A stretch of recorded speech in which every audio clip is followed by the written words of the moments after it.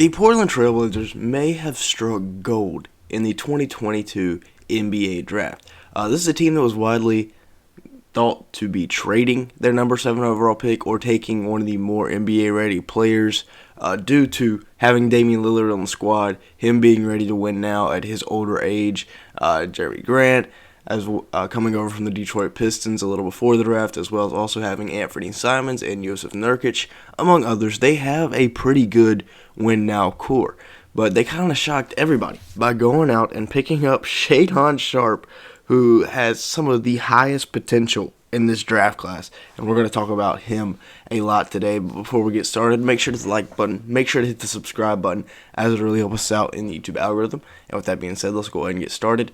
Looking at what the Blazers have been doing this offseason, they're trying to surround Damian Lillard, and you look at, they've all got new deals for each and every single one of these guys, which we're about to talk about. But Gary Payton Jr. coming over from the Golden State Warriors, and of course Jeremy Grant, who we talked about, being traded over from the Detroit Pistons to go along with their two guys that they re-signed. Let's first start with Jeremy Grant, who was traded for a 2025 first-round pick and I believe 3 second-round picks in the future and a second-round pick swap where they moved up about 10 spots in the draft. But Grant's a guy that averaged 19 points a game, 4.2 rebounds, and 2.4 assists last year for the Detroit Pistons. He was by far their best player, but, I mean, it was a terrible team, to be honest. 43% from the field, 36% from three, also averaged a steal and a block per night, so a pretty successful year there for Jeremy Grant.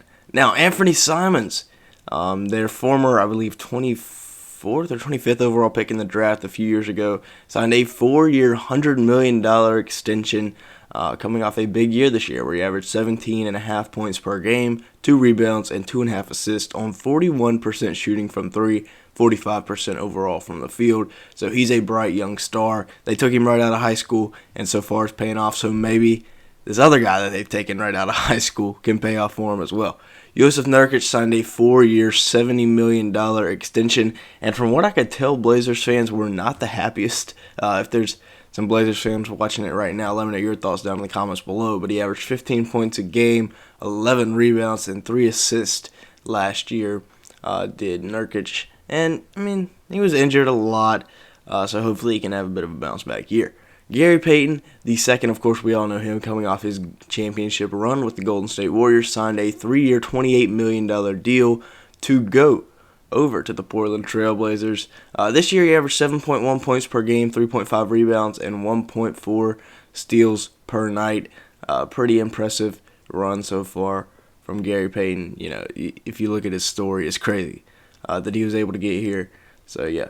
Now, did they take the next Michael Jordan? Now, I know this is a crazy comparison. Y'all might be flaming me down in the comments below. But this is probably the closest thing we have to MJ in a long time. Now, I know he didn't even play in college. But the amount of potential that Shaedon Sharpe has shown, 21 points a game, a 49-inch vertical. You look at it right there. He can drain threes from anywhere on the court. He can score basically however he wants. Now, I know it's against high school competition, but still, he was the number 1 ranked player in his class, was still good enough to get taken 7th overall despite not playing in a single college game or doing really any workouts. So Shaedon Sharpe, he averaged about 21 points per game, 6 rebounds in his last EYBL run. If there's anybody in the game today that you could compare to Jordan, it would be this guy, right? With his incredible athleticism, being able to shoot it from anywhere. I mean, he's got a burner from everywhere on the court. I just see a lot of Jordan in him. Maybe I'm crazy, but I had him as my number 2 overall prospect. I had Jabari Smith number 1, Paulo number 3, and I had Shaedon Sharpe at number 2. Now, he does follow all the way down to 7, which was kind of why I was surprised that the Blazers took him, because I felt like a team like Oklahoma City would be willing to give up like a Lou Dort to move up and get Shaedon Sharpe. They were not, and so the Blazers end up with him. But it does set up a lot of possibilities on down the road for this Portland Trailblazers team because of how young he is and the young duo, which we'll talk about here in a second, that he could create with Anthony Simons. I think it's a great pick. I think we'll look back on this draft and be like, man, how did he fall to 7? behind some of these other guys that were taken in front of him. But only time will tell. We will see. Y'all let me know your thoughts down in the comments below on Shaedon Sharpe to the Blazers at number 7. Now, a great young duo. I just mentioned it before. But both Anthony Simons and Shaedon Sharpe coming straight out of high school to the NBA draft. And both, well, Simons was not taken very high. He was taken late first round, but he's blossomed here into a young star for the Blazers. Just signing, of course, a 4-year, $100 million deal.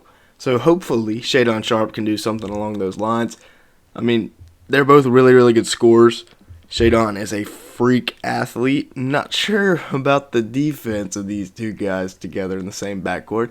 You'll probably have to find some wings that can play really good perimeter defense to go along with these two guys. But on the offensive side of things, you've got it wrapped up. I mean, this would be a phenomenal scoring duo for years to come.